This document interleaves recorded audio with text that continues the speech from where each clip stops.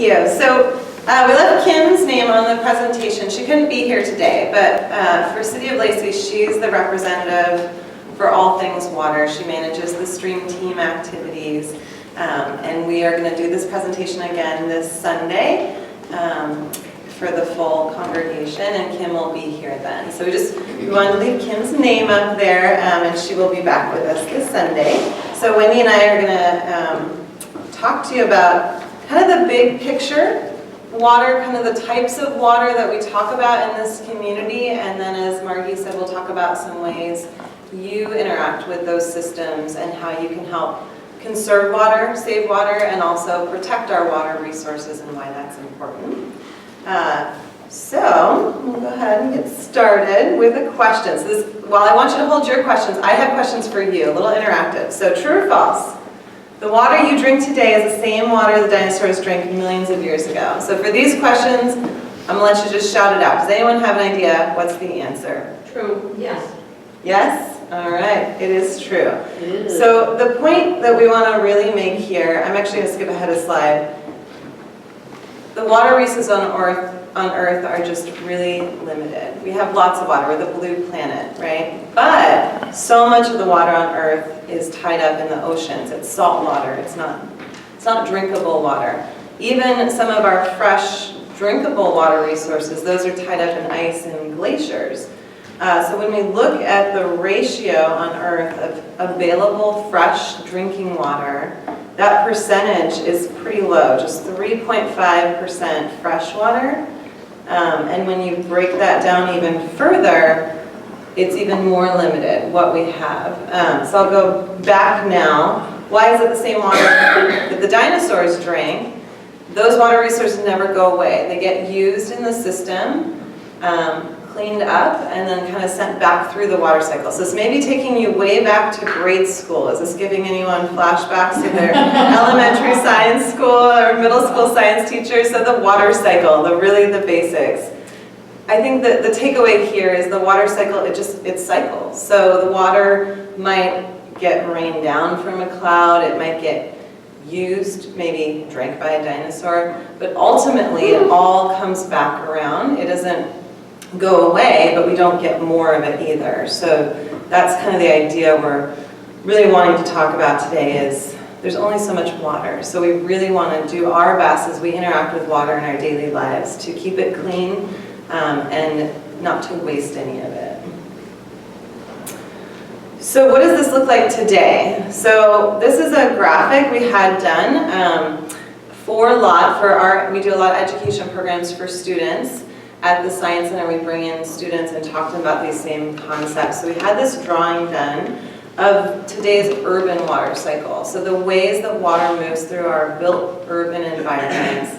And we'll dive into this a little bit more, but you can kind of see underneath that cityscape, there's different colors of pipes and water moving through these systems. So what I'm going to dive into right now is talking about 3 different types of water. And how we interact with them. The first one we've already mentioned is our drinking water. Drinking water is our clean water. It's traveling, we'll come back to that picture, but it's traveling in blue pipes. Perhaps it's been cleaned up, but our water here in Thurston County is very clean. Drinking water in general comes from 2 sources, either underground or above ground. So when we're drinking water, we're either drinking water that's pulled from a lake or a river as a resource, or for groundwater. So I'm leading into a question here, my next pop quiz. How much of Lacey's drinking water is coming from the ground? What do you guys think? I heard 100%. Any other? 50. 50? All right. All right, let's see what the answer is. So that first answer was right, 100%. So places like Seattle, they're pulling from lakes and rivers.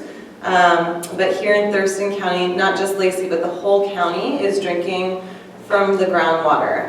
We have these aquifers underneath the ground that are holding this water for us, and we're pulling it up with pumps through well systems. So Lacey has a network of wells that provides our drinking water. There's one lake, Summit Lake in Thurston County, where they're drinking from the lake, but we're pretty lucky to have this protected groundwater resource. Our aquifers are very full. Other places in the world, we've heard a lot about drought lately. We're heading into this hot summer season again. Other aquifers, they're starting to be drained down. And sometimes if you're drinking surface water, there's a risk to that because you could have contamination reach that surface water more easily. Olympia's well was pulled from, it is groundwater, but it was coming up through a spring. And they actually did a big project last year to change that to a protected well system. So there was less possibility of contamination at the surface. So this kind of drills into that urban water cycle a little bit more to kind of show an aquifer doesn't actually look quite like that. This is a cartoon of it essentially, but we basically have these, it's almost like an underground holding tank, and then well systems pulling the water up. Sometimes you need treatment plants to clean your groundwater, but again, here in Thurston County, our groundwater tests very clean, and so we do very limited treatment, and it's ready to drink. And then it rains, as it tends to do around here, so that's one of the reasons our aquifers have not been at risk of being drained, is the rain will infiltrate back through the soil and replenish those aquifers. That said, we'll keep seeing our population growing, is what we've been hearing. So a lot of times when we're teaching kids about water conservation at the Science Center, it'll be pouring rain, and they're kind of looking at us going, why should we care about saving water? Do we really need to be so concerned about this? This isn't the desert Southwest or these big cities in the South that you hear about running out of water. But not only will the population continue to grow and there continue to be more demand, but as we're going to get into here, there's a lot of process that it takes to clean up the water once we've used it. So the cost to that, the process steps that it takes, can be reflected back in people's water bills. So we kind of talk about saving water equals saving money. So that was our drinking water. I am going to turn the presentation over to Wendy. Both of us work for LOT, our Regional Wastewater Alliance. She's going to talk about the next type of water, wastewater, our favorite water to talk about. And give us a little bit more idea of what that means. Hello, welcome. My name is Wendy. Okay, so after the drinking water, we, use drinking water, we drink it, we cook with it, we flush our toilets with it, but then after it leaves the system and goes down a drain, it becomes wastewater. So all of the water that leaves your home or from St. Mark becomes wastewater. And LOT treats that wastewater. So we treat all of the wastewater that comes to us in pipes, and LOT is an acronym. It stands for Lacey, Olympia, Tumwater, and Thurston County. And our mission is to preserve and protect public health and the environment by cleaning and restoring water resources for our communities. So we are the wastewater utility that serves you. We're governed by a board. There are 4 members of the board, and 1 from each jurisdiction, and so Lacey's representative is Cynthia Pratt, so you know that.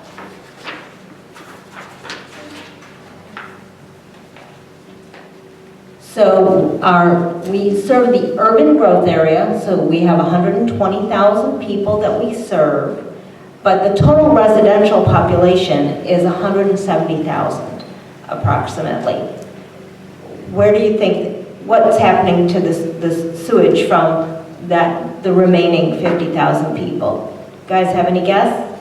Septic systems. That's right, septic. So we have a fair number of septics in the area. Do we have our Laser laser? I don't know, can you guys see, we have some red dots there. We might need to make those bigger for next time. So, okay, let me see in front. I'm going to come around. So what I want you to know is, here is St. Mark. So you're looking at Olympia and Lacey over here. Here is St. Mark. we have 2 treatment plants. Here is the Bud Inlet plant, right over there on Bud Inlet. That's where the majority of wastewater goes. But before it goes there, all of the wastewater in Lacey gets pumped to the Martin Way pump station, and a portion, about 1.5 million gallons per day, gets treated at the Martin Way reclaimed water plant, and then the rest goes to Bud Inlet. So we have 2 systems, and Lacey, in fact, has 2 systems. But what we're going to do today is focus on Bud Inlet, because most of your wastewater comes from Bud Inlet.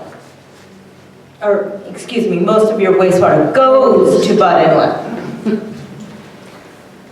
So here we have a picture of the Bud Inlet treatment plant, and you can see lots outfall to Puget Sound.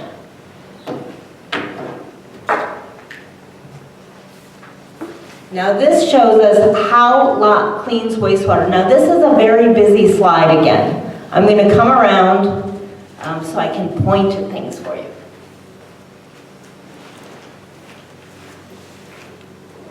Okay, so the first step when we're treating wastewater is to screen it, because there's a lot of debris in wastewater, right? There's flushable wipes that really aren't flushable, so there's wipes that get in your wastewater. There are sometimes sticks, diapers, toys. I mean, all kinds of things get flushed into the system, right?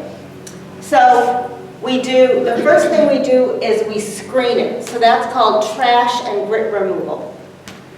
And then the next thing we do is we slow down the water and things settle. So material settles to the bottom, that's the sludge, and some things float. That's going to be your grease. So that's your second separation step, is just a slow settling.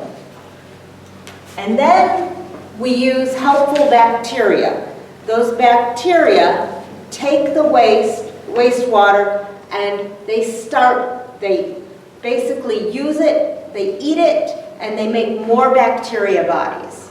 And so we're converting the waste from organic matter into bacteria bodies. They're taking and breaking down all of that organic matter into simpler pieces, and then we settle again, and we remove the bacteria. So all of that, the stuff on the bottom that we've separated, all that organic material, that becomes sludge. That's sludge, and it gets digested here and here from the primary settling and from the secondary settling. So it gets digested, and what we get out of that digested material is something we call biosolids. That sludge is worked on by other bacteria and by heat for about a month. And so you basically inactivate the bacteria, right? So you're making almost a soil-like material. It's called biosolids, and it goes on farmland in eastern Washington. And then the other thing we get out of the process is energy. We actually capture methane, and we use that methane to provide electricity and heat to a portion of our buildings. And then following the water gets disinfected by ultraviolet light, and then a portion, the vast majority, goes to Bud Inlet, about 12 million gallons a day, and then another portion goes to the reclaimed water plant, where it gets further cleaned and can be used for other uses. Like what? Oh, that's a question. We'll answer that one. Such as irrigating parks, and we flush toilets with it. We can talk about this more later, but that could become a whole tangent in itself. It is used in our community in a variety of parks, particularly downtown, Heritage Park, Marathon Park, and then In Lacey, Wendy mentioned we have this secondary treatment plant. So have you guys seen it driving by? We're on Martin Way, past College before Carpenter. Our pump station's on one side and then our reclaimed water plant's on the other side. So the Bed treatment plant was built in the 50s. The Martin Way reclaimed water plant is much newer, kind of a satellite plant, solely producing reclaimed water. That's used for a couple different things, but the new thing in Lacey is to enhance stream flows at Woodland Creek. So Woodland Creek was running dry in the summer, which was really tough for the fish populations and other wildlife. So we're providing a substantial amount of that water back to Lacey to enhance that stream and protect it in these hot summer months we're having. So this is a really complicated process. I think that's really what we want to say. So our drinking water, it's very clean. We don't have to do much treatment. However, once people have used that drinking water, sent it down the drain, it's a very complex process to get it clean. This takes an incredible amount of energy. Our power bills for PSC are huge, and so LOT is really invested in talking about water conservation. Any water we can prevent from coming down the drain is water that doesn't have to go through this treatment process. And then we also just would invite you, if you're interested in learning more, it's pretty fascinating to see the water move through the plant and get clean. We offer public tours of the plant every couple months on Saturdays. So we put our Wet Science Center schedule over on the table. We've got a tour coming up June 25th. It starts at 1 o'clock. It usually takes a couple hours to make our way through the plant as we follow the water. So if you're interested and you haven't seen the treatment plan in action, we just want to make that invite to come join us. If you can't make the June one, we'll do it again in another couple months, or we can always schedule groups to come visit us for a tour. So that was drinking water, wastewater. The third thing we want to talk about in the urban environment is stormwater. So as we've talked about, it rains a lot around here, right? So that's great. It replenishes our aquifers. It keeps our evergreen state green.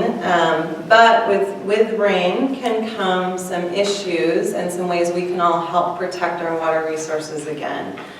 So these two pictures, what's the difference here? What's the change? What's the before and after? What changed from the first picture on the left to the after picture?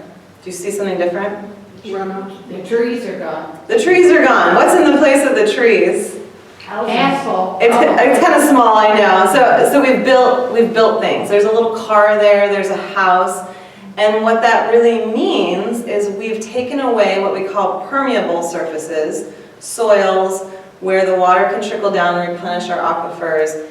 And we've paved it. We've created impermeable surfaces. Now, we know here at St. Mark, you put in a permeable parking lot, which is great. That means instead of paving the whole parking lot and creating space that the rain can't come back through the soils and infiltrate, you've created a way to park and let the rain come through. So that's one of the ways we're affecting the environment. We can make these choices to help the stormwater be able to move in the way that we need it to. So the other thing, when you take those trees away, you're creating more runoff. So we've all seen what happens to slopes where the trees have been cut down and the rain hits it. The water just shoots off the slope instead of being absorbed into the tree roots.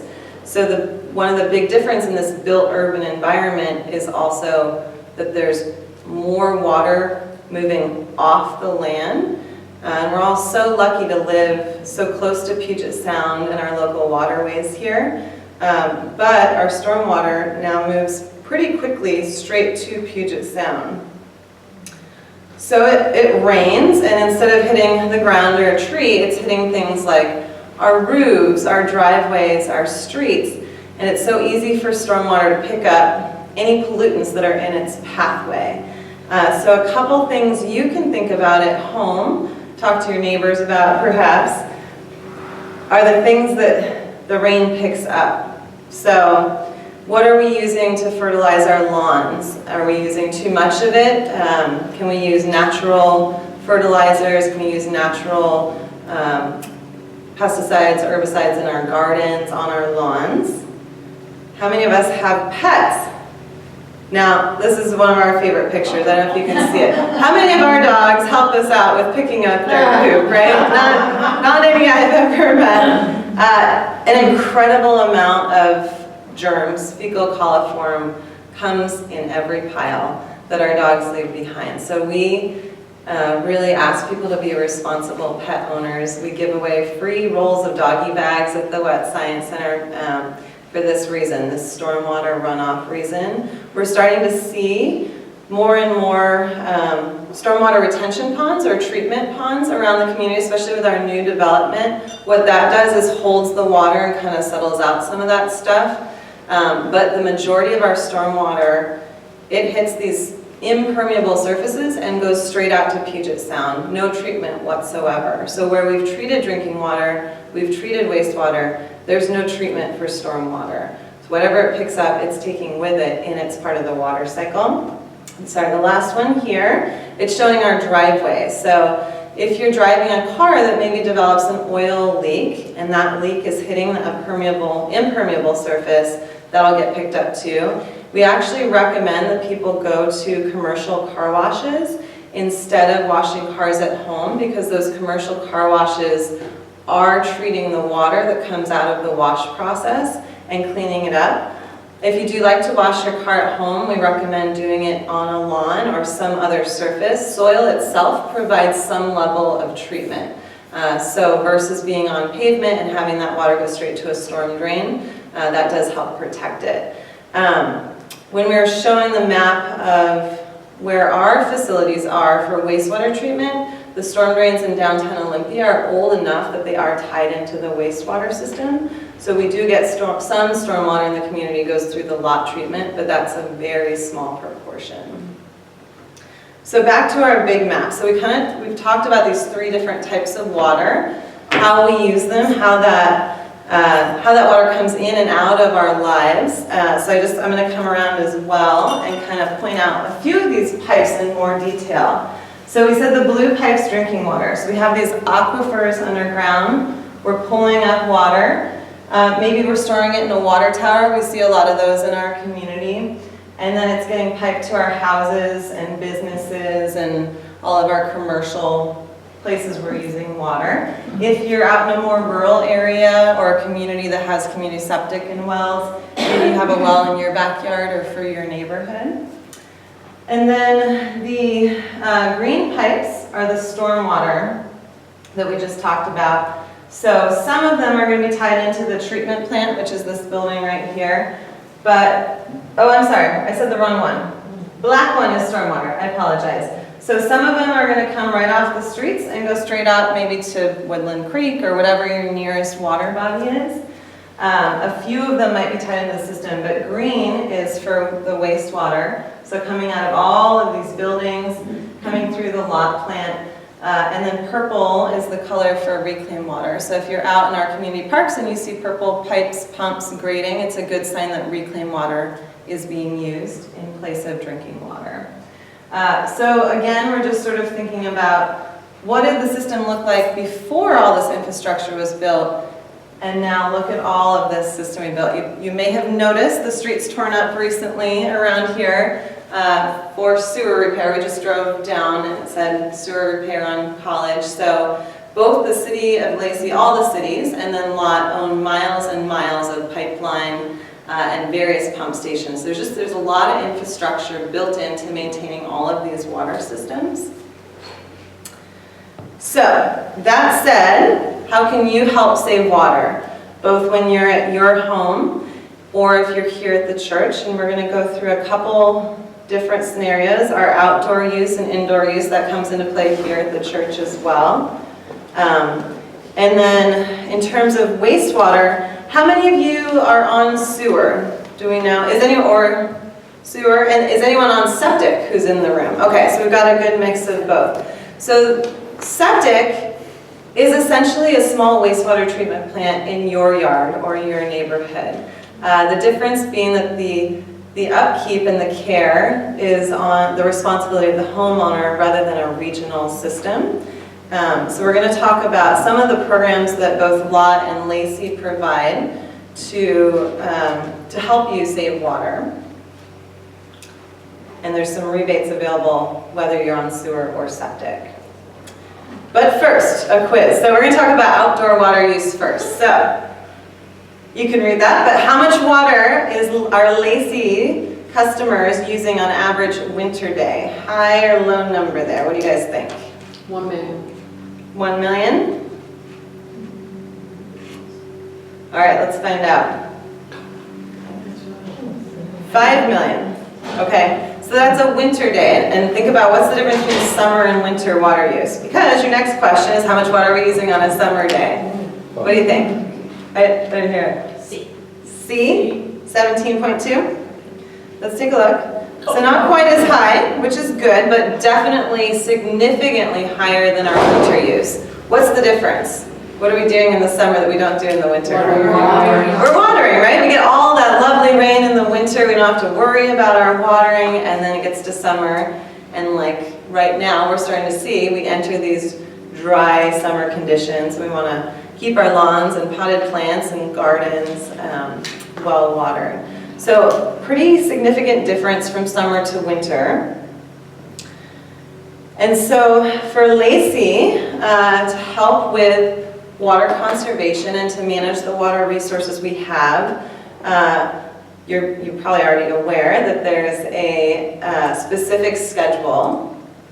So addresses and even numbers have certain days they can water, addresses and odd numbers have the other days, and no one gets to water on Friday. That was implemented, gosh, I want to say a couple of years back. In 2006, the peak water use days, we were using 17 million gallons, so even more than we just showed in that quiz.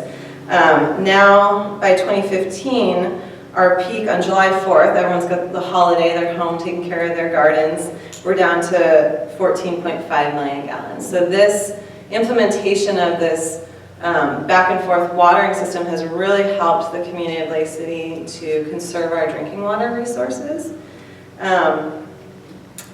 And also for Lacey was at a point where they were going to have to increase the resources they had to meet the demand. Every city that provides water has to meet the demand that it has, and they have to try to get ahead of that and predict what's the peak demand, what's the highest level of water we have to provide.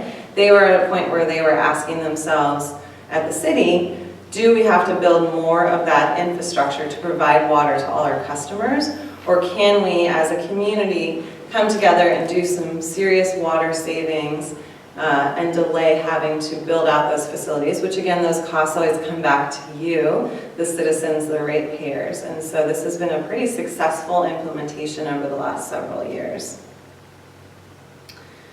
So let's talk about using water outdoors. So this is a picture of something we don't want you to do. So what's wrong here? How could you save water? What would you change about this picture? Any ideas? Put a nozzle on the hose. Thank you. So right there, if you don't have a spray nozzle, something that you can turn on and off with your hand, you could, let me get my statistic here, you could waste 10 gallons a minute. That's a lot of gallons. Now, Kim helpfully wrote in what that means in terms of your water bill. So that could cost you up to $6 a minute because we're charging by use for drinking water. We'll talk about that a little bit more. Okay, what's wrong with this picture? I don't know if you can see the detail on it. Watering a driveway. Yes, do we need to water our sidewalks? No, go ahead. And you're watering during sunlight, which is causing more evaporation. And this could be a Friday. Right, so what time of day are you watering, and are you targeting your watering? So you guys are absolutely right, that is one wet driveway. You're also creating essentially stormwater runoff. It's not stormwater, but what are you picking up on that driveway and sending to the storm drain? So Lacey has incentives and rebates to help all of us to, if we're not already doing those best practices, to think about our outdoor water use and do some conservation. So you can go to the City Hall for Lacey and pick up free outdoor kits. They include a spray nozzle, The middle item, the red item there, is a timer for a sprinkler. So if you're watering your lawn, it'll automatically shut it off or do it so hopefully point it out at the right time of day. If we're watering at the peak heat of the day, we're losing a lot of water to evaporation in that water cycle picture. So we want to water early or late when it's going to stay, the water's going to stay where we want it to. And then the last item, the green one, is a soil moisture sensor. So a lot of times we're watering when we don't really need to be. Maybe the very top layer of our garden soil is dry, but if we have a sensor or we dig in a little bit, there's actually a fair amount of moisture being held in the soil. So every year Lacey puts out a water quality report. It reports out for you testing on the drinking water, kind of how clean is it, what's going on in terms of the drinking water supplies. And they also, at that time, have additional outdoor water savings items that you can go pick up. There's some limited quantities of extras there. So look for that. It'll come out towards the end of June. And then also, there's our individual home use, but sometimes we live in a larger homeowners association community or have commercial irrigation systems at businesses or institutions. And so Lacey also provides a rebate for upgrades to irrigation systems if they conserve water. So it's something to look into if you're part of a homeowner association or involved with a larger irrigation system. And if you're interested in that, Kim's cards are here today, and I'd say to pick up a card for Kim and talk to her more about that program. So, that was outdoor. Indoor water use. What's wrong with this picture? So how can we save water when we're indoors and using water? What's wrong here? They've got the water running when they don't need it. Exactly. So for the wastewater end of things, what you're doing is just sending drinking water into the system. It's mixing with all the dirty water from toilets and washing machines and whatnot, and it's just more to treat.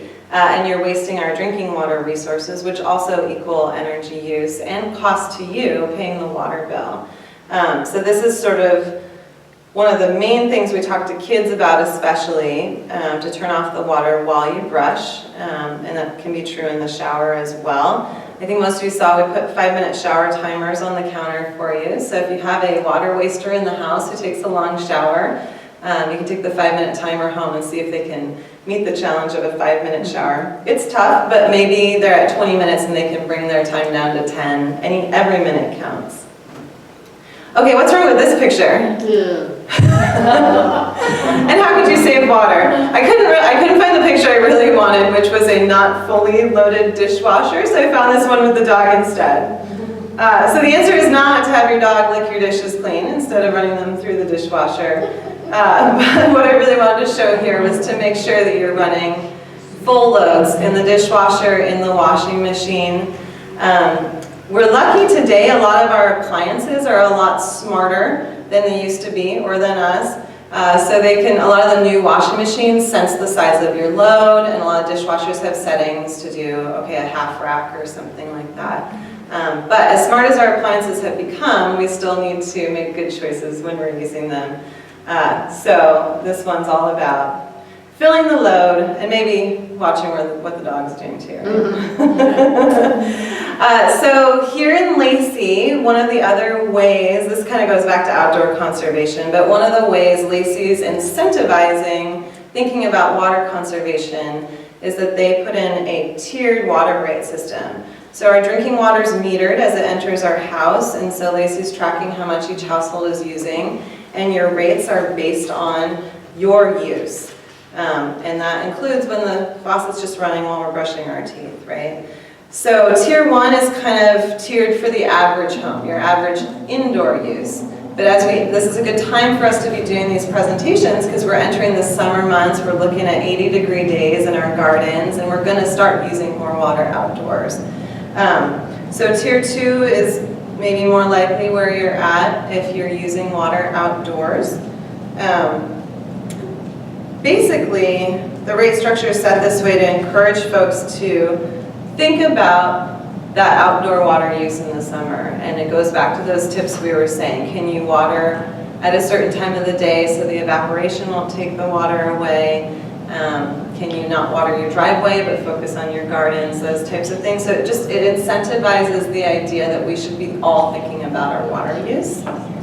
And if you're looking at your water bill, you want more detail or you want assistance, kind of figuring out how you could better for your situation, your home, dial that in. Again, I'd say Kim's a great resource. So, and then on the wastewater end of things, I'm going to turn it back over to Wendy. We have some incentives both for folks on septic and sewer. So she's going to talk about the rebates we have for sewer customers. All right, so as Kelsey mentioned, we want to conserve water when it's coming into your home, right? And that's what, or St. Mark, and to save on our drinking water, you know, keeping it clean and making sure that we're preserving the aquifer. So then we also want to conserve it on the way out. And part of that is, obviously there's a connection between drinking water and wastewater, you know, so it's going to help save that potable drinking water resource, but it's also going to help save on capacity, because the more wastewater we put into the system, the more we have to build our treatment systems to really handle the capacity of wastewater that comes through. So this often gets at capacity. So a regional program is going to be lot specific. This is going to be focused on people who have sewer, and the local programs are going to be Lacey specific. They're for the folks who have septic systems. So at LOT, we have a number of residential rebates. We have rebates for a high efficiency toilet and rebates for efficient washing machines. And so these are basically technologies that are going to use less water. And I know that when high efficiency toilets first came on the market, when there was like low flush toilets, people said, well, they're not working very well. I have to flush my toilet 2 or 3 times to make it work. That has really been remedied. They have a new testing system now where they're actually rated. It's called the MAP system, and they use basically fake poo to make sure that the system has a good flush. And so if you have an older toilet, 1.6 gallons or higher, you can go onto the LOT website, and there are rebates available for higher efficiency toilets. Because what we want you to do is replace your high efficiency toilet with a 1.2 to 1.6 gallon per flush toilet. And there are rebates to get those. And so you just go onto the website and check that out. Same with your washing machine. If you have something that is using a lot of water, go ahead and check out the website, and we can give you a $50 rebate if you get one of the washing machines that is prescribed. We also have indoor water saving kits, and these include, and these are free to LOT customers, and I believe you get these through the City Hall. Yeah. There's a flyer about it on the table as well. Yeah, so you get these at City Hall. It includes 1 low flow shower head, 1 kitchen aerator, 1 bathroom aerator, and 2 toilet leak detection tests. So that's on the residential side. So there's also the same kind of deal for commercial and institutional rebates, the high efficiency toilet, and there is something called Water Smart. And Water Smart is basically designed for kind of unusual circumstances that you're not going to see in a residence. For a recent example, we're just looking at decreasing the capacity, right, that's coming through our wastewater system. At Evergreen State College, they had a commercial dishwasher, and They received 25% off their commercial dishwasher, which was $15,000 of the project cost, to save an estimated 752 gallons per day. That's a lot of water coming, not only taking it out of our drinking water system, but needing to build capacity right at the back end for wastewater.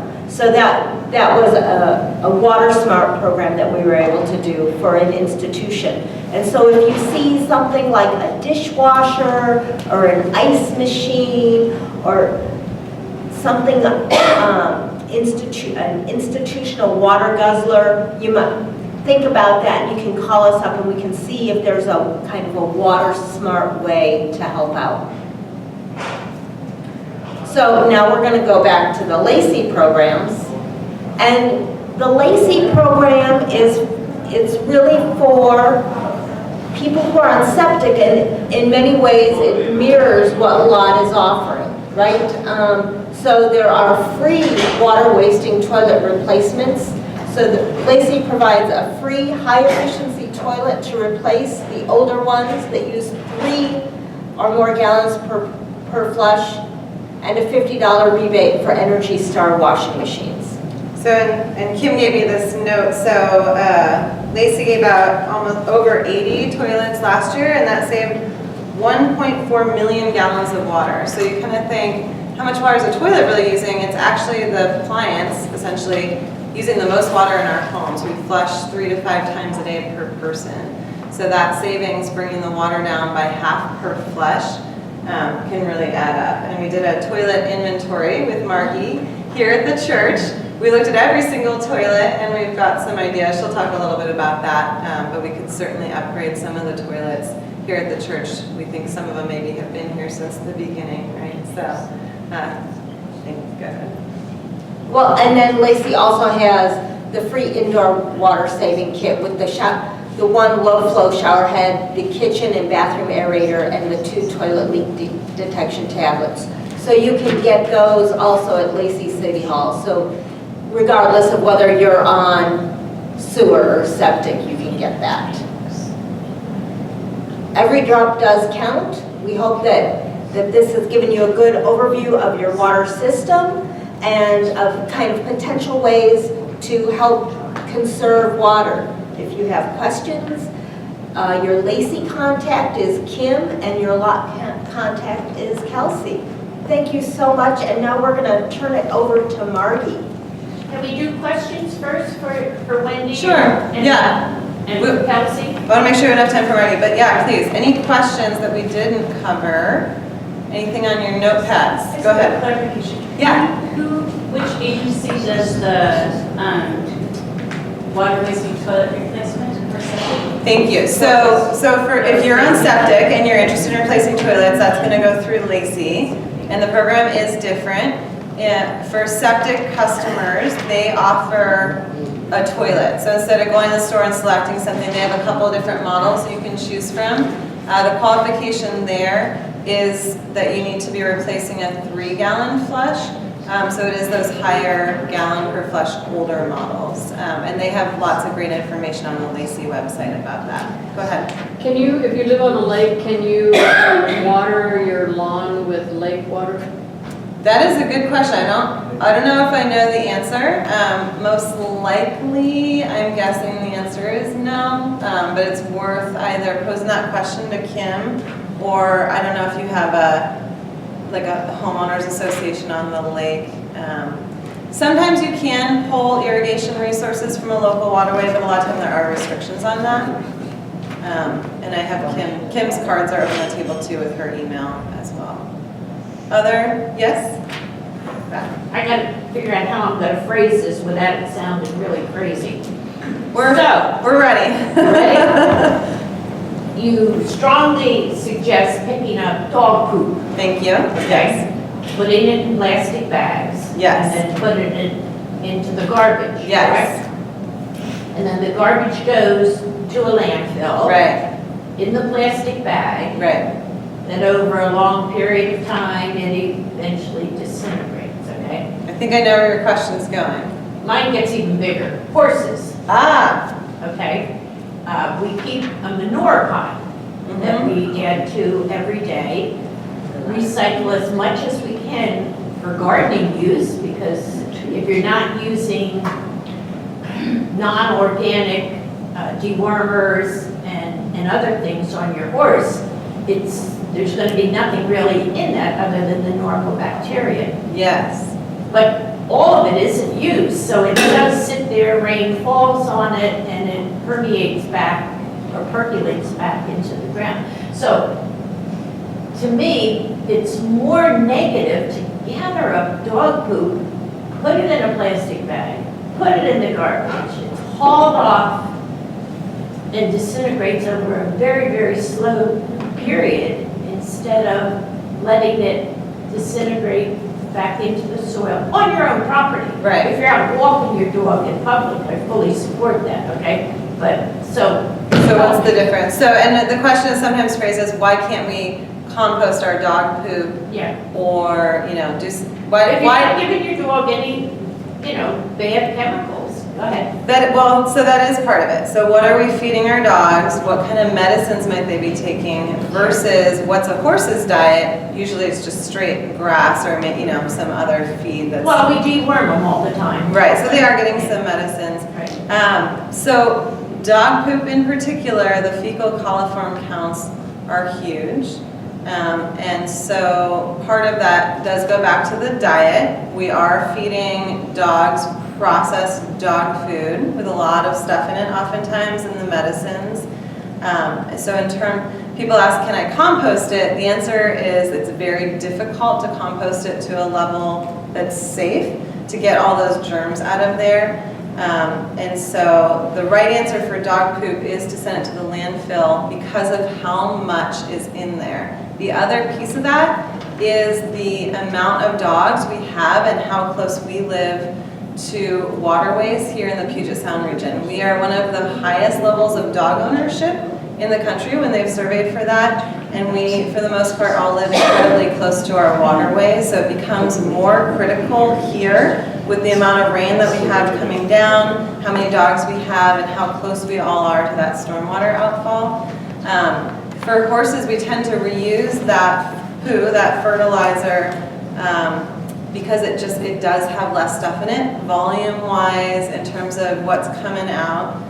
It is a different type of poo, is my answer for you. Could she put the horse poo on a tarp? You could.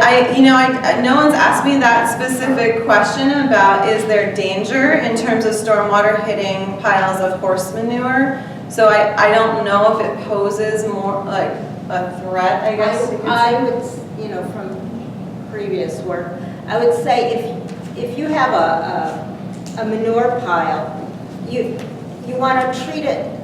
It's an organic fertilizer. Any organic fertilizer, you would make sure that rainwater wasn't necessarily hitting it and going to a water body or a storm drain. Right, but if it dripped through. If it drips through, I think that's probably all right. You would have to see, there are source control people who come inspect different things and give you suggestions on how to make it better. I think that as long as you make sure that the runoff isn't going directly Right. to a stream, Right. a lake, or a storm drain, that you're most of the way there, you might be all the way there. Our dogs are more like us in terms of diet and what's coming out and the volume, so we get much more concerned about the dogs. So I saw one more question up front, and then I want to turn this over to Margie so she has time. Is it you? What the Washington Water Company, do they have a rebate program? Yeah, so for Lacey, there are folks, especially on the outer edges beyond the urban growth area, that the water is not provided by City of Lacey, it's provided by private companies. I don't believe that they have the rebate programs that Lacey or Lot do, but I just tell people it's always worth asking your utilities if they have rebates.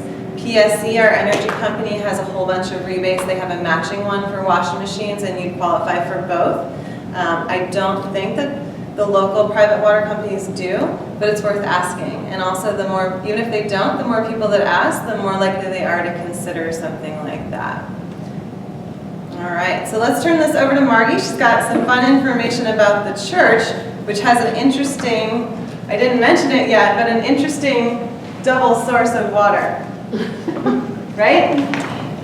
You say that more clearly than I did. Okay. Margie, go to the microphone if you can, please. Okay, can everybody hear me? Okay, does everyone have the handout from the table? You know, we've had wonderful information from our speakers on the big picture. Lacey, Lot, the county, our urban environment. Lots of information about our homes, but I'm sure at this point many of you are wondering about where does St. Mark fit into all of this. The graph that's at the first item in your handout,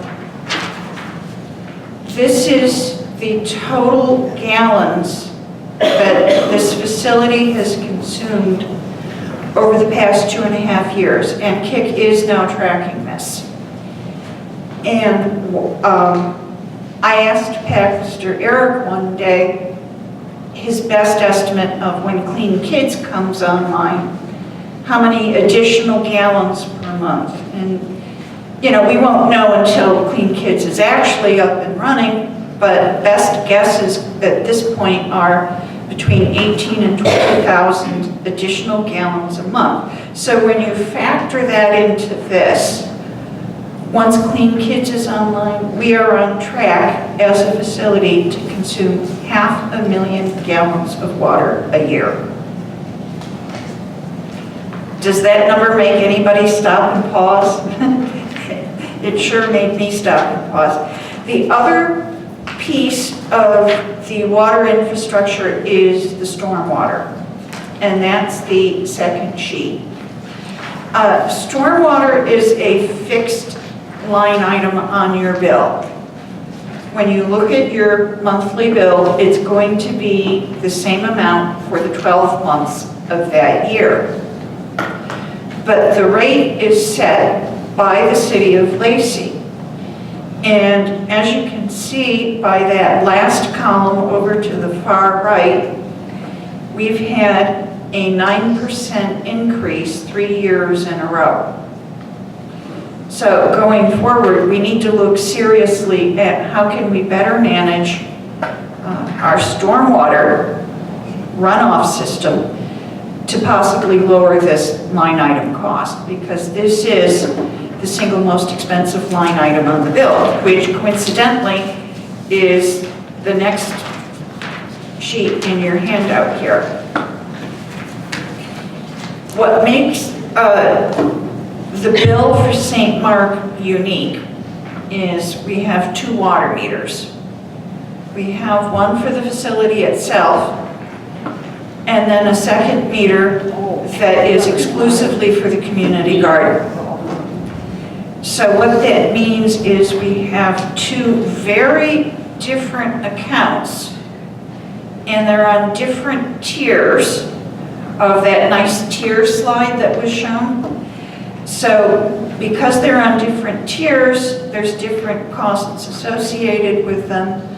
Also, the garden does not have a sewer cost associated with it, which means trying to look at this bill and figure out what is happening is a bit of a challenge.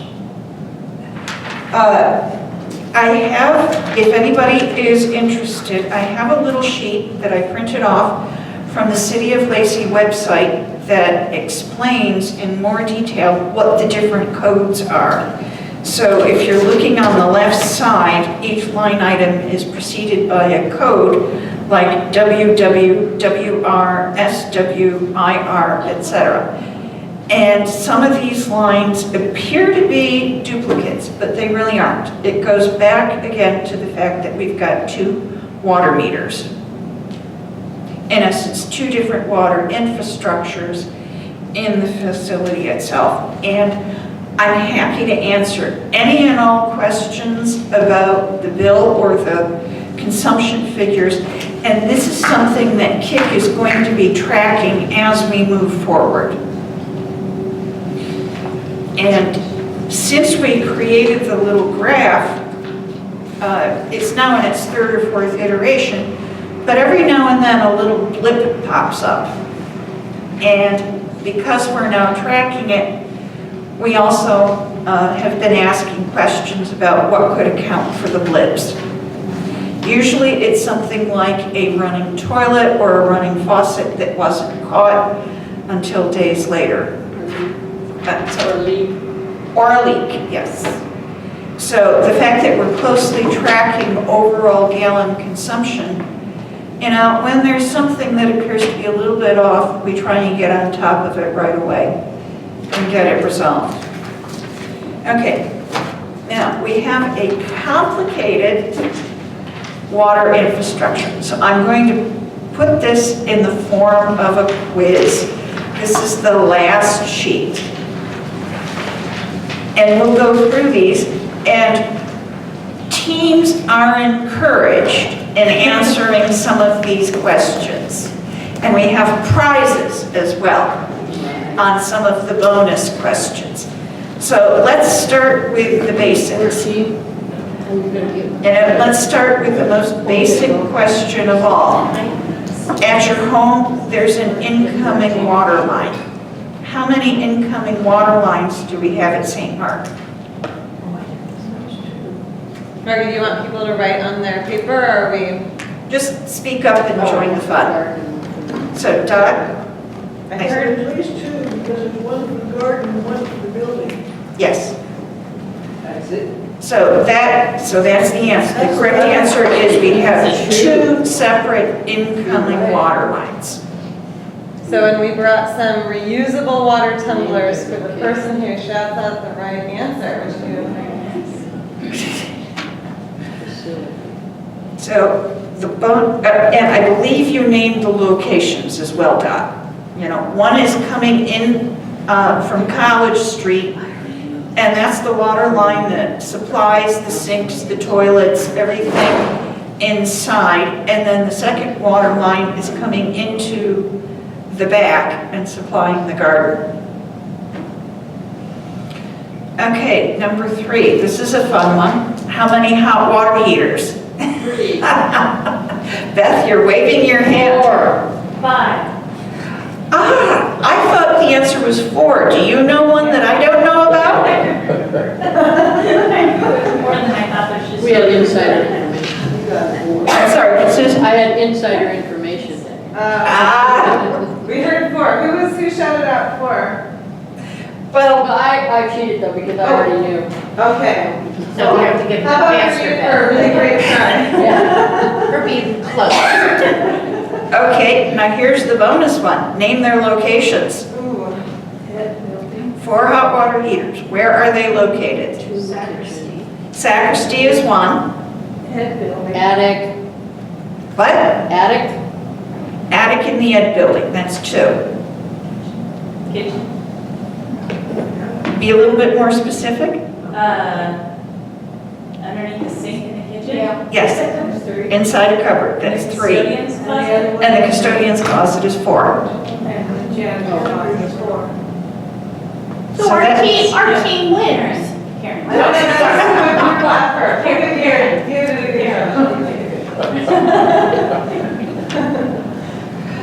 Okay, now as we're moving along, the questions are getting more challenging as we go. We're now up to question 5. How many water appliances are there? And for the purposes of the quiz, an appliance is something that does something with water, but it has its own dedicated incoming water supply line. Does that include water? Not toilets heaters? then. I'm sorry, Does what? that include water heaters? It would include water heaters, yes. Includes toilets? Not toilets. Not toilets. So the dishwasher.